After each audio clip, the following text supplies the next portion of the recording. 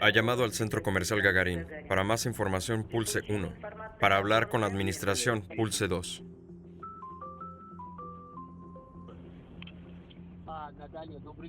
Buenos días. Tengo unos documentos para Oleg Surov y me dieron esta dirección, calle Babilova, número 3. Так. Pero resulta que es un centro comercial.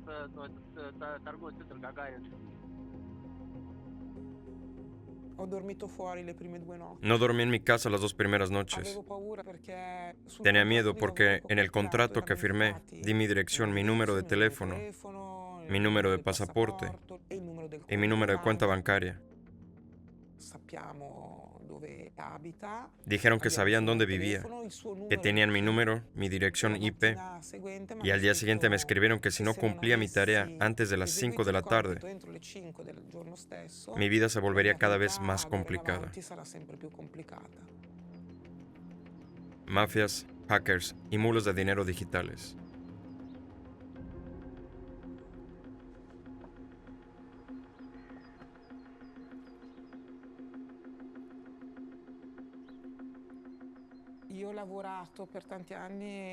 He trabajado durante muchos años en ventas y fue el año pasado que me despidieron. Entonces vi una oferta para un trabajo a media jornada que se hacía desde casa.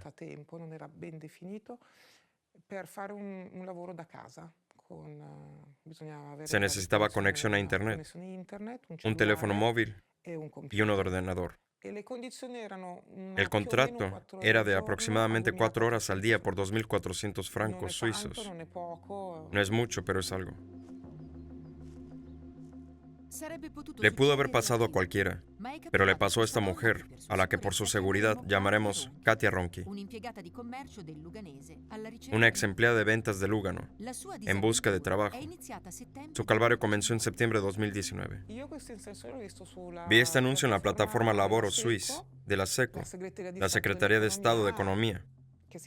Las oficinas regionales de empleo proporcionan una contraseña a cada desempleado para que pueda consultar las ofertas de trabajo que publican en la plataforma. Es precisamente por eso que asumí que la oferta era seria. Las empresas que subieron el anuncio fueron la Real Estate Villa & Co., con sede en Paradiso, y la Real Estate Plus GmbH, con sede en Luslingen. Entonces eran 2 empresas diferentes. Era una cooperativa porque en el sitio web había casas ubicadas tanto en Ticino como Sopra Ceneri o Sotto Ceneri.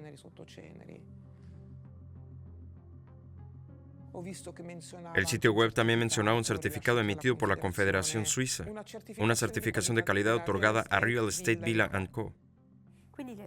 Entonces, ¿te parecía fiable? Sí, me parecía fiable. No hablo bien el alemán, así que utilicé un traductor online para traducir el anuncio, y las condiciones me parecieron bien. Se trataba de un procesamiento de datos, almacenamiento informático.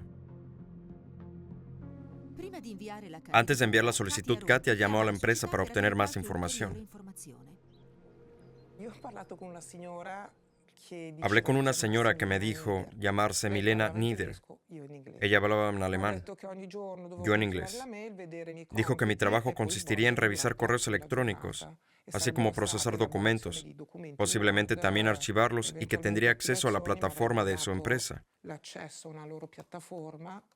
Es por eso que pensé que era una inmobiliaria del Tesino, que alquilaba apartamentos turísticos y vendía pisos.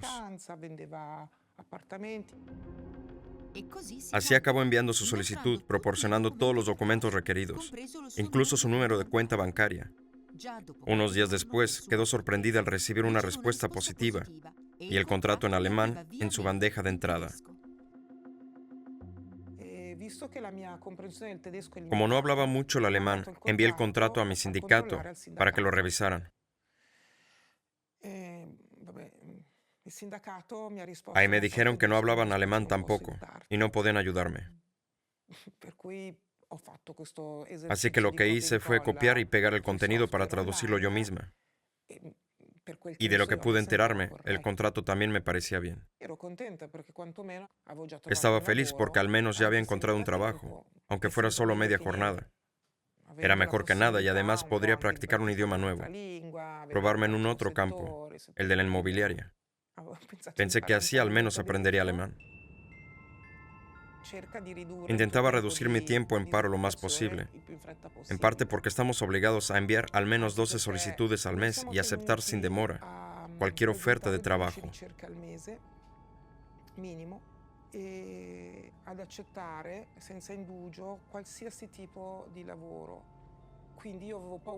Así que tenía miedo de que si no aceptaba el trabajo, me iban a pagar una multa, que es lo que les gusta hacer.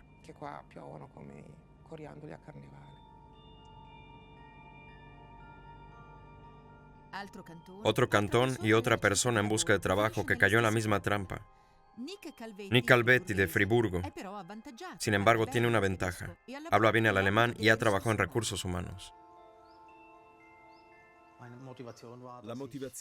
Me animé porque estaba jubilado desde el 2015 y tras tender a mi jardín durante 2 o 3 años, quería buscar un trabajo de media jornada que me permitiera estar rodeado de gente. Siempre he trabajado con otras personas, también gracias al deporte, ya que era un entrenador de fútbol durante mucho tiempo. Y esto me impulsó a buscar trabajo.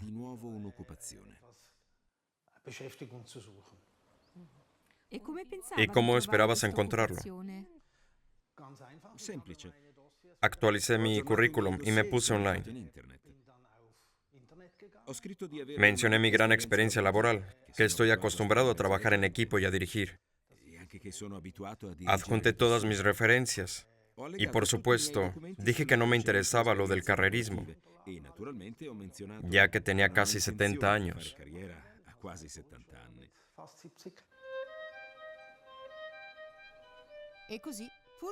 Al darse cuenta de que no iba a ser una misión fácil, el jubilado acabó respondiendo al mismo anuncio que ya había despertado el interés de Katia Ronchi.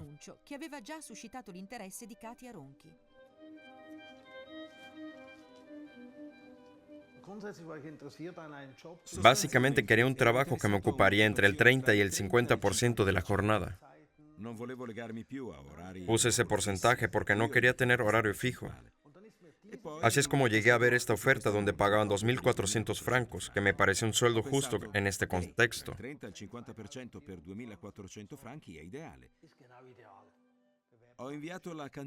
Envié mi solicitud a la que respondieron bastante rápido diciendo que estaban buscando a alguien como yo. Verás, cuando llevas 3 años buscando trabajo, es hasta raro que te digan algo así. Dicho eso, fue una gran noticia para mí. Junto con la respuesta, adjuntaban también el contrato de trabajo.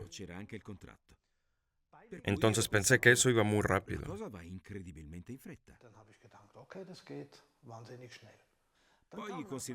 Teniendo en cuenta mi experiencia laboral, comencé a tener dudas. Me dije que nadie me ofrecería 2.400 francos suizos sin apenas querer verme en persona al menos una vez, o sin saber cuáles eran mis habilidades. También debido a mi anterior trabajo, dado que el lavado de dinero es un gran problema en PostFinance. Eso es lo que se me vino a la mente. Nick Calvetti puso las cosas en espera. Decidió investigar un poco sobre la Real Estate Plus y escribió otro correo al gerente del Departamento de Recursos Humanos.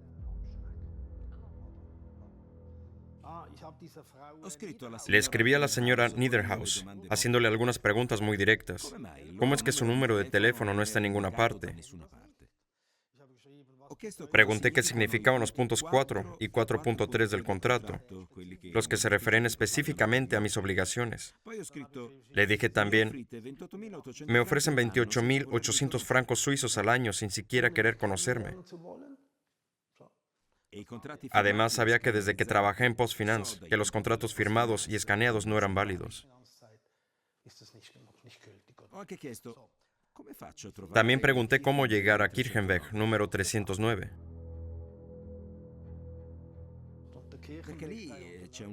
Ahí solo había una casa, el estudio de arquitectura Steiner, mientras que el resto eran campos.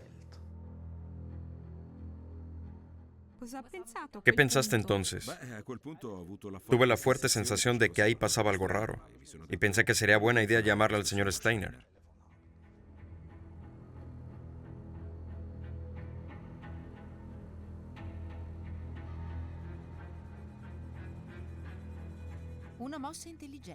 Una buena estrategia porque Pascal Steiner, supuesto propietario de la Real Estate Plus, no tenía ningún trabajo a ofrecerle, sino que él mismo fue víctima de lo que resultó ser una estafa cada vez más grande.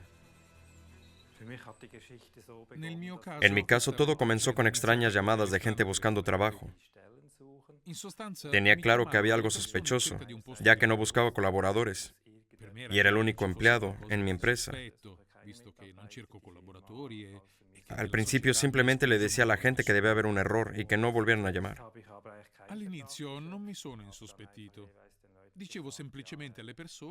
Solo más tarde me di cuenta de que se trataba de un fraude. Después de que un hombre de Friburgo se pusiera en contacto conmigo en busca de trabajo.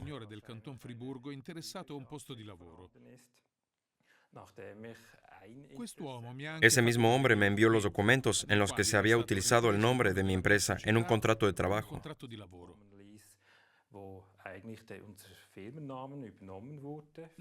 Durante las 2 primeras semanas recibía 1 o 2 llamadas al día, pero al haberse publicado ese anuncio falso en varias plataformas, llegué a recibir de 10 a 15 llamadas al día.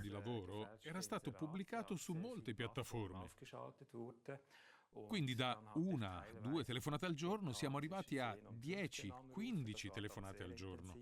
Era molto stressante. Fue muy estresante para mí, ya que tenía mi propio trabajo que hacer. En total, ¿cuántas personas te llamaron? Siamo circa 70. Unas 70.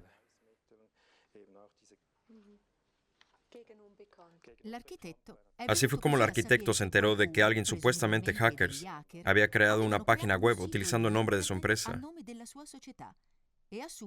Presentó cargos de inmediato. La mayoría de las llamadas procedían del este de Suiza, seguidas de Friburgo, Berna y Solothurn, y el Tesino, por supuesto. Las conversaciones eran siempre las mismas.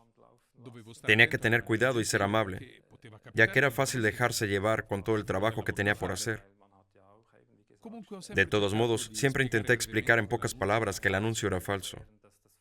Para muchos no era gran revelación, porque ya lo sospechaban. Ganar dinero sin hacer nada y sin saber nada. Está claro que algo huele mal ahí. Entonces la mayoría de las personas respondía con un simple, ya tiene sentido.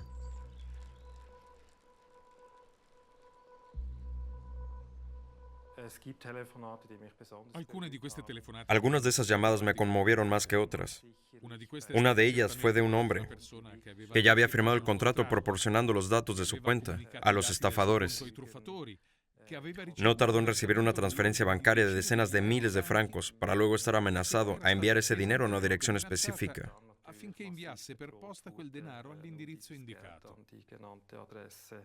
Personalmente, creo que se trataba de lavado de dinero. Me di cuenta de que muchas de las personas involucradas no hablaban muy bien el alemán u otro idioma local. Y probablemente ni siquiera podían leer bien el contrato ni percatarse que el contexto estaba lleno de errores ortográficos, lo que lo hacía sospechoso ya desde el principio. Esto es abusivo hacia las personas indefensas.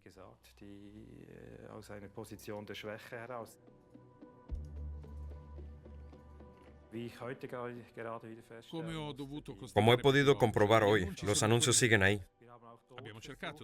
Intentamos denunciarlo a estas plataformas, pero es difícil, porque en su mayoría los anuncios se publican en el extranjero. Es como jugar al gato y el ratón. Lo denuncias en una plataforma y se vuelve a publicar en otra. Estamos prácticamente atados de manos contra este uso inautorizado de nuestro nombre, y no hay nada que podamos hacer al respecto. Nos sentimos abusados, porque cogen una empresa sólida como la nuestra, con todo su historial, y no tenemos cómo defendernos.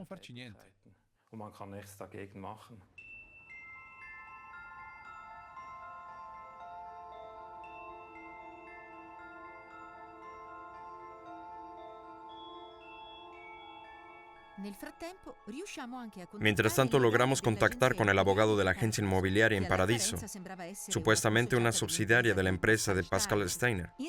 En realidad, ambas empresas no tienen nada que ver una con la otra y son ambas víctimas de la misma estafa. En el caso de la agencia en Paradiso, algunos candidatos, además de llamar para obtener información, también enviaban sus contratos ya firmados. El primer contrato nos llegó a principios de abril del 2019, el segundo otra vez en abril y luego el tercero en mayo. Y fue entonces que decidimos hacer algo, es decir, denunciar el asunto a la fiscalía. La audiencia tuvo lugar en julio. ¿Se preguntaron alguna vez por qué cogieron el nombre precisamente de su cliente? Claramente nos preguntamos por qué eligieron esta empresa, pero no encontramos respuesta. Tengo entendido que fue a base de criterios que ignoramos. No sabemos lo que tenían en la mente los autores de esta iniciativa. Ignoriamo bene o male quali criteri sono stati adottati dagli autori di questa iniziativa.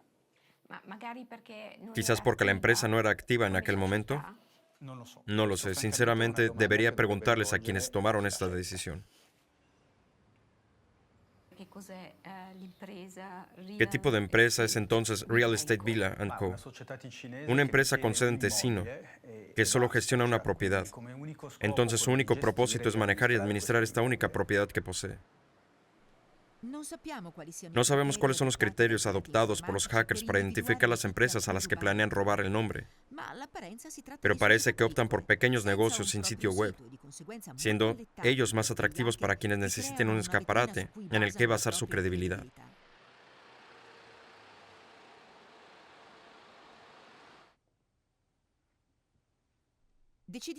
Decidimos ir más allá y buscar el anuncio al que respondieron Katia Ronchi y Nick Calvetti. La página sigue activa. Es gráficamente idéntica y parece una copia exacta del anuncio anterior. Enviamos nuestra solicitud bajo un nombre falso, aunque para nuestra sorpresa, el nombre de la empresa ha cambiado. Ahora se llama Alpha Swiss Real Estate, con sede en Lugano. Solo que mientras tanto, un día temprano por la mañana, me llegó mi primera tarea. Recibí un correo que decía, tienes una tarea por hacer. Durante la noche enviaron una suma a mi cuenta bancaria donde se suponía que debía recibir mi nómina. Le hemos enviado 11.400 francos.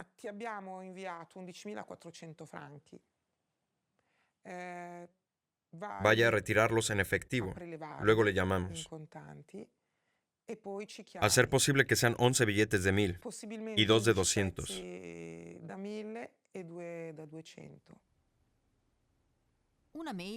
Un correo bastante sospechoso, por decirlo menos, en el que Katia Ronchi recibió instrucciones específicas. Dígale a los empleados que desea retirar efectivo de su cuenta corriente. No mencione que es para negocios, trabajo o bienes raíces. Debería decir que es una operación privada para uso personal. Por ejemplo, podría decir que necesita este dinero para comprar medicamentos.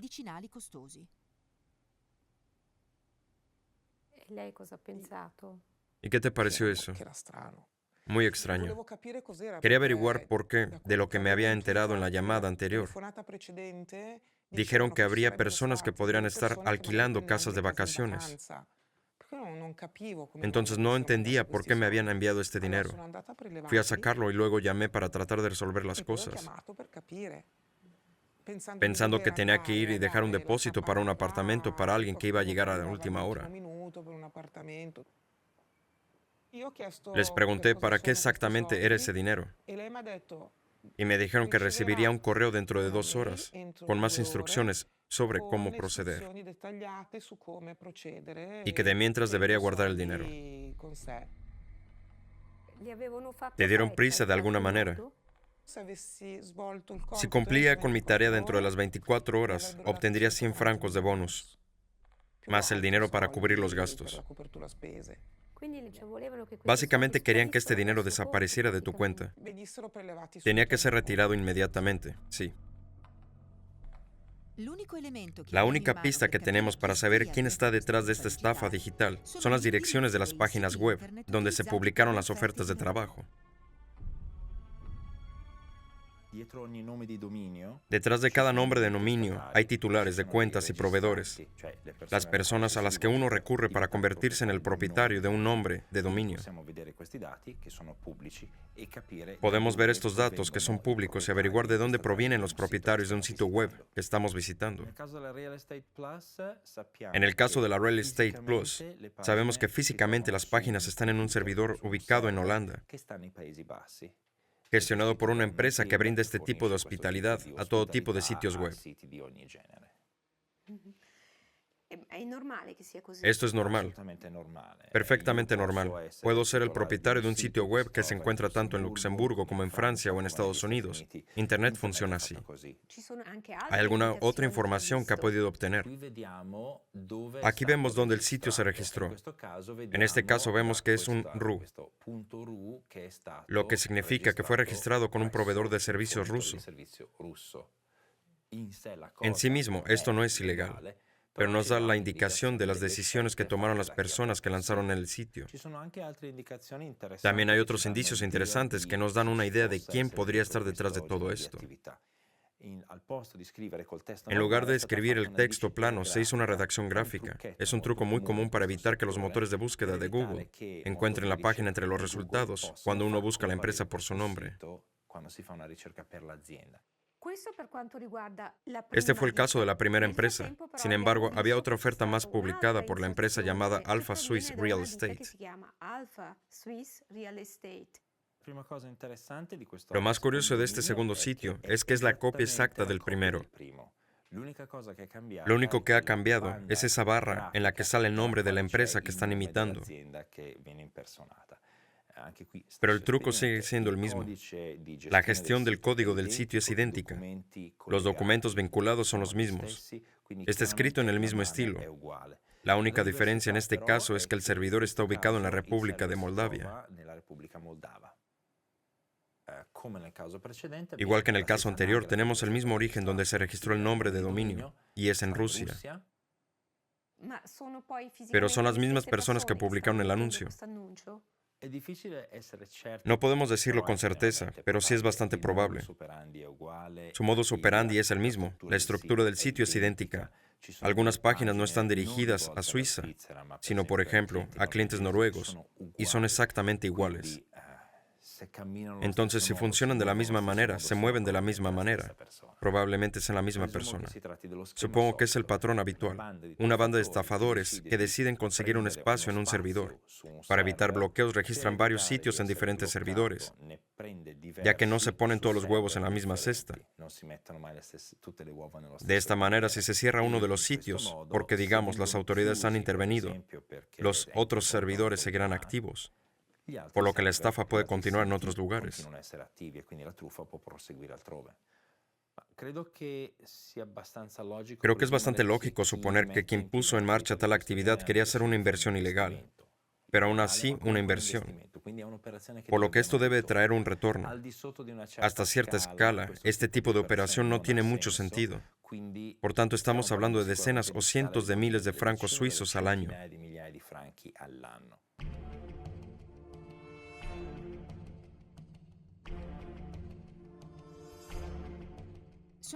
Pasaron unos días hasta que por fin recibimos la respuesta a nuestra solicitud.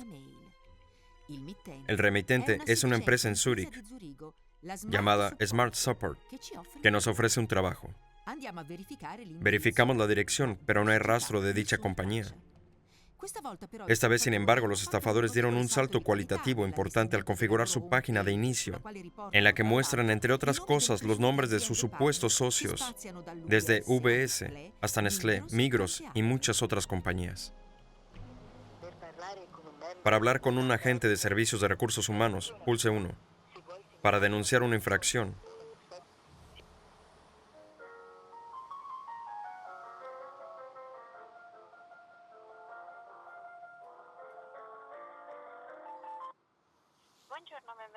hola, bienvenido a OneSource. Soy Vicenza, ¿en qué puedo ayudarle? Sí, buenos días. Esto es Smart Support. No, se ha equivocado de número. Esta es la empresa Estée Lauder. Pero este es el número de la empresa Smart Support en Zúrich.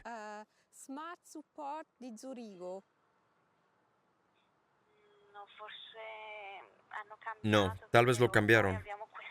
Este es nuestro número, el de la empresa Estée Lauder. Entonces esto es Estée Lauder.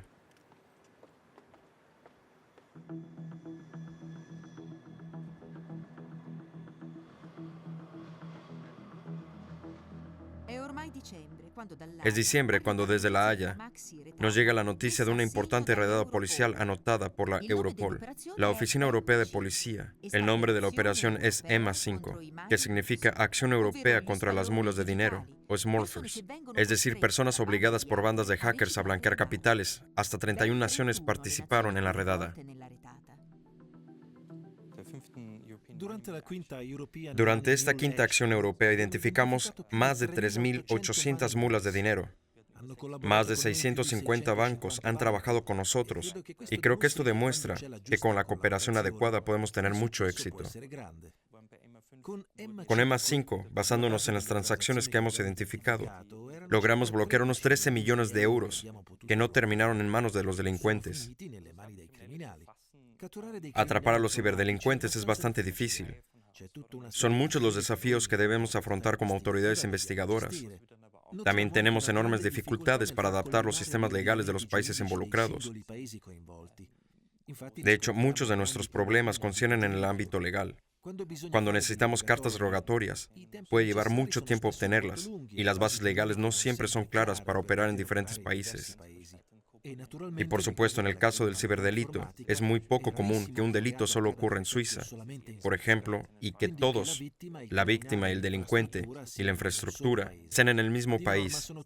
Por lo general están dispersos en diferentes países y a menudo los delincuentes los eligen de tal manera para que la cooperación entre sus instituciones no sea fluida.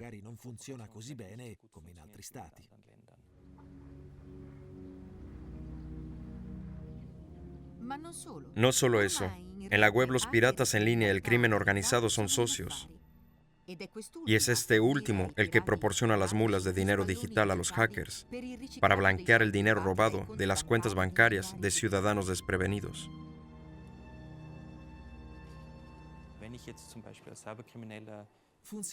Funciona así. Digamos que siendo ciberdelincuente o hacker, he obtenido o bien desarrollado un software de cifrado y he diseñado un ataque. Los pagos están llegando y quiero blanquear este dinero. Las mulas son un grupo numeroso repartido por diferentes países y están prestando el servicio que me ofrece el crimen organizado.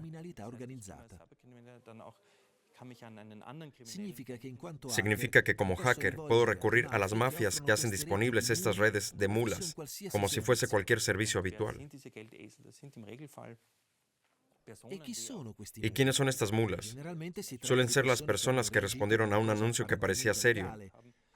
Una oferta de trabajo, por ejemplo, que afirma que pueden trabajar desde casa, ganar una cierta cantidad de dinero, y lo que tienen que hacer es hacer que su cuenta esté disponible para ciertas transacciones. En su cuenta reciben una suma de dinero que deben reenviar y de la que probablemente pueden quedarse con una pequeña parte. 4 cantones también participaron en la redada de Europol, a saber Zúrich, Basel-Stadt, Vaud y Aargau. Más de 8 millones de francos suizos fueron bloqueados en las cuentas de las mulas digitales suizas. Se identificaron 175 mulas y 264 víctimas cuyas cuentas bancarias fueron comprometidas. Por último, 45 investigaciones han sido iniciadas por los 4 fiscales cantonales. Pero participar en la operación fue voluntario y el Tesino se ha negado a unirse, por lo que el caso de Katia Ronchi sigue irresuelto. Nosotros queremos saber más. ¿Qué hiciste con el dinero? ¿Lo retiraste y lo trajiste aquí? Sí, me lo llevé a mi casa. Al principio pensé que era dinero sucio, el producto de una venta, que no se podía finalizar de una manera legal. Porque incluso si solo fuimos 10 personas las que respondimos a este anuncio, retirando 11.000 francos cada una y haciéndolo cada semana, dentro de nada estamos hablando de 10 millones en efectivo. ¿Y de dónde vino el dinero de tu cuenta? Solo había una serie de números y el nombre URSG, UEBC. No iba a llamarlos para preguntar si... Así que este cliente de UBS fue el mismo de la víctima de esta estafa. De hecho, fue de su cuenta que los hackers habían extraído los 11.400 francos suizos desviados a la cuenta de Katia Ronchi. Actualmente, algunas de las formas más comunes de extraer dinero de una cuenta corriente son estas. Por ejemplo, se puede infectar el ordenador desde el cual uno realiza sus operaciones bancarias en casa, para que el usuario ingrese dinero a su banco desde casa. Haga una operación cualquiera sin darse cuenta de que está siendo observado a través de su propia webcam, que viene integrada en la pantalla de muchos portátiles. El estafador espera a que el usuario se vaya para tomar el control tanto del ratón como del teclado y realizan otra transacción. Esta es una técnica más sofisticada, pero hay otras que se basan principalmente en la psicología. Por ejemplo, uno recibe una carta que dice, hay un problema en su cuenta, la hemos bloqueado por seguridad. El membrete parece auténtico.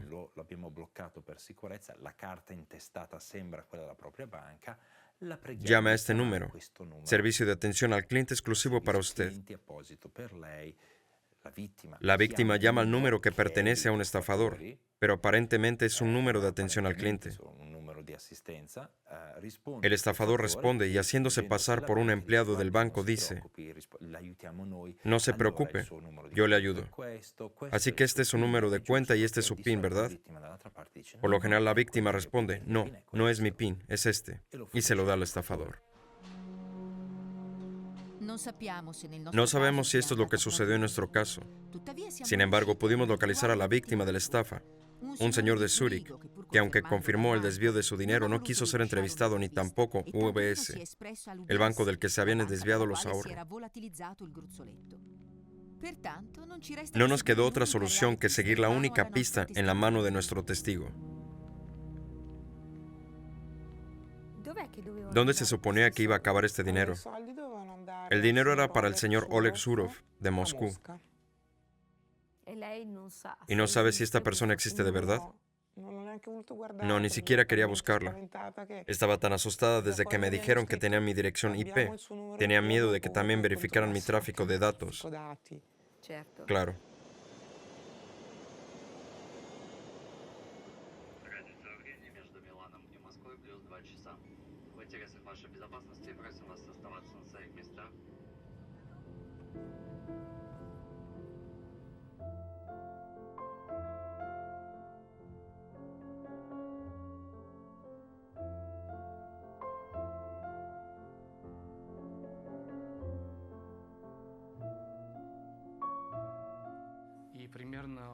A partir del 97, 98, boom boom, una verdadera fiebre del oro para los hackers rusos, que se dieron cuenta de que podían ganar mucho dinero con la piratería digital.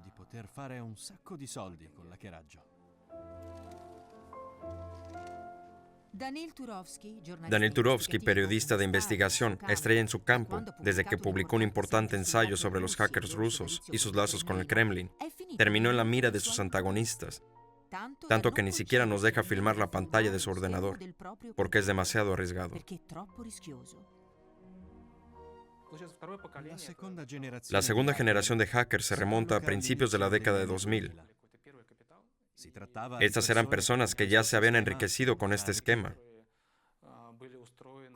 Entonces comenzaron a juntarse en grupos estructurados de una manera parecida a la de la mafia italiana.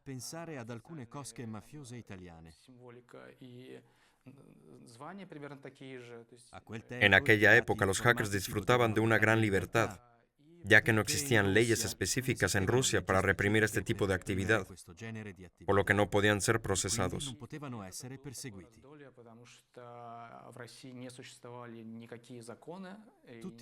Todos los hackers con los que he hablado recuerdan aquellos tiempos como la Edad de Oro.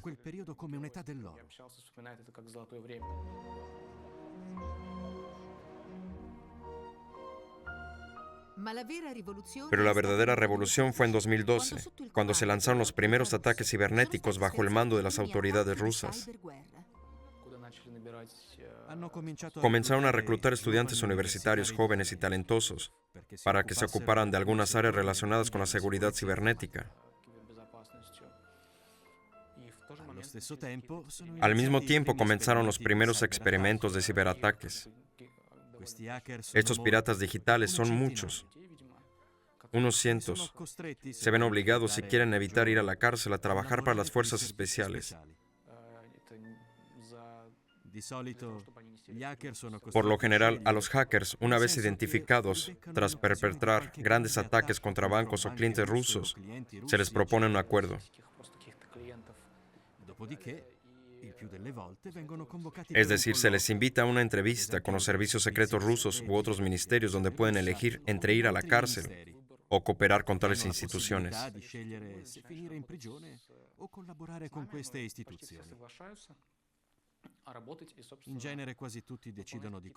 Normalmente casi todos deciden cooperar y ejecutar varias órdenes. Pero también sucede que algunos de ellos son contratados a cambio de un sueldo para los grandes ataques contra otros estados. A veces estos ataques son obra de hackers clandestinos. Si lo entiendo correctamente, esto quiere decir que los servicios secretos rusos utilizan a estos hackers para conseguir sus propios fines, pero al mismo tiempo les permiten vulnerar las cuentas en otros países. Así es. Entre los hackers que trabajan para las fuerzas especiales hay quienes siguen forzando los sistemas de seguridad de los bancos con fines de lucro.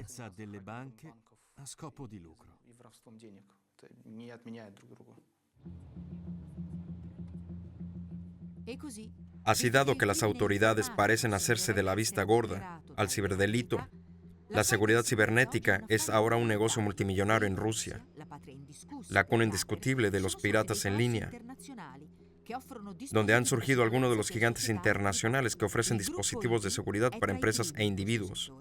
El grupo IBE es uno de los pioneros en este ámbito.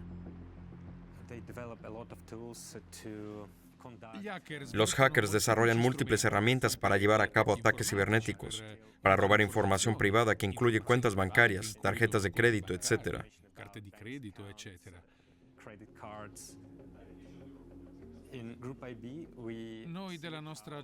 En nuestra agencia vemos que estas bandas prueban primero sus maniobras en Rusia y otros países del este, y después de 2 años realizando ataques en Rusia, se trasladan a países europeos o a Asia.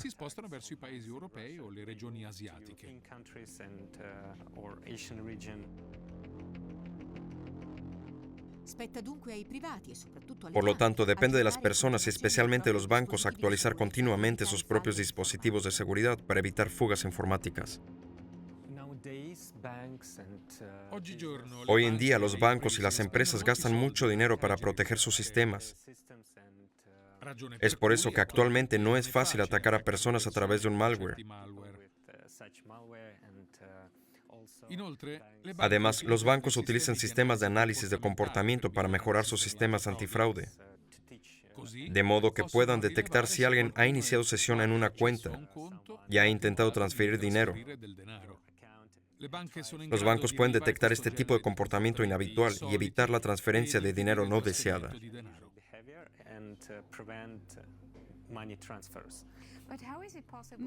Pero ¿cómo pueden saber si el titular de la cuenta es el que realiza una transacción o un delincuente?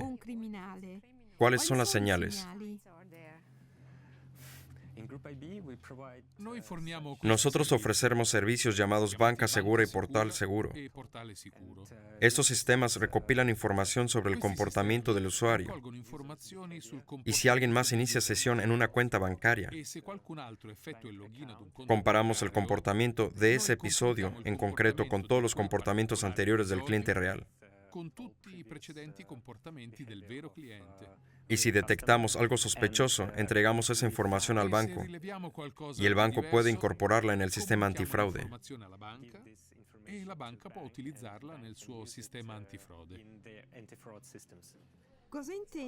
¿Qué quiere decir el comportamiento al que te refieres?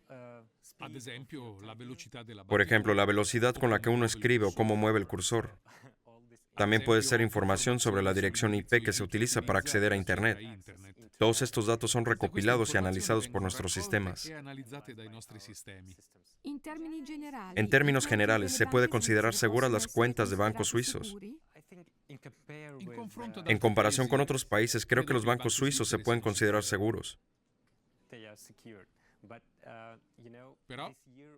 Dicho eso, solo este año hemos detectado más de 10.000 cuentas y tarjetas de crédito comprometidas pertenecientes a bancos suizos.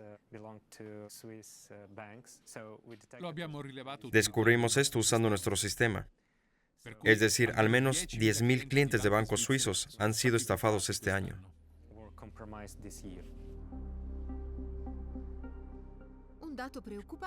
Un dato preocupante, ya que estas fueron las cuentas descubiertas por una sola agencia de seguridad cibernética.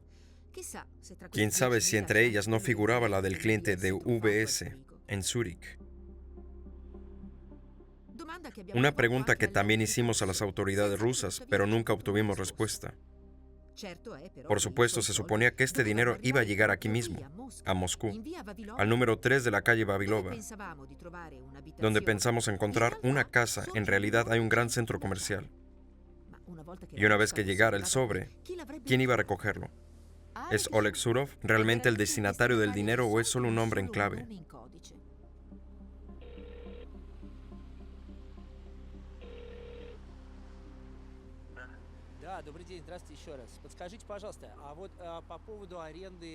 Buenos días, quería saber cómo alquilar un buzón con esta dirección. ¿Puedo hablar con usted? Me dijeron que usted puede darme la información al respecto. Soy emprendedor, tengo compañeros extranjeros y necesitamos un buzón. Me dijeron que me dirigiera a su centro comercial. ¿Qué quiere decir exactamente?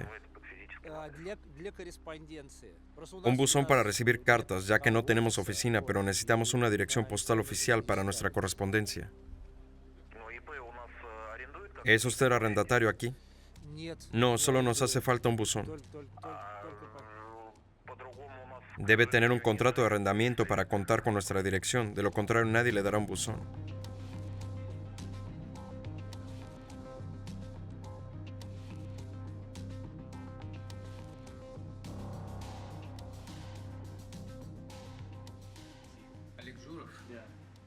Oleg Zurov, no lo sé. Intenten preguntarle a la gerencia.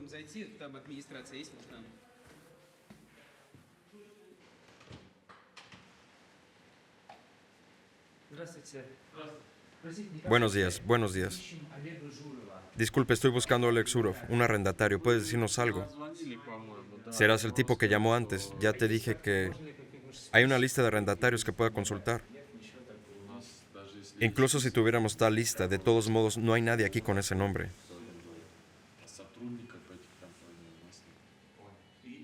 Realmente no está aquí nadie con este nombre. No. En nuestra gestión no hay nadie que se llame así.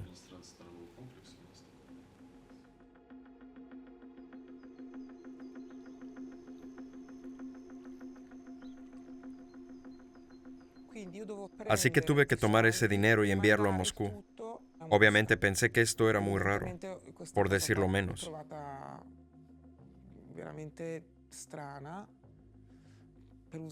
Así que traté de posponer las cosas y averiguar qué hacer. Entonces les escribí correos electrónicos preguntando qué tipo de sobre debería de usar, un C4 o un C5, y de qué color. En realidad había enviado el dinero al remitente de inmediato, diciendo que el dinero no me pertenecía y que tuvo que devolverlo. Tuve que esperar a que el banco volviera a abrir, 2 horas después. ¿Vive sola? ¿Te sientes segura? Al principio no me sentía segura, no. De hecho, les pedí ayuda a unos amigos para quedarme en su casa las primeras 2 noches.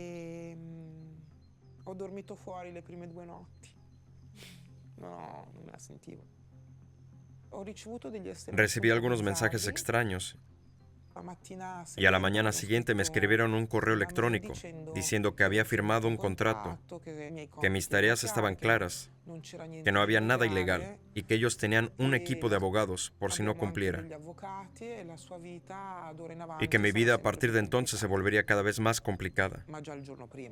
Pero ya me había asustado lo suficiente el día antes y llamé a la policía cantonal para presentar una denuncia.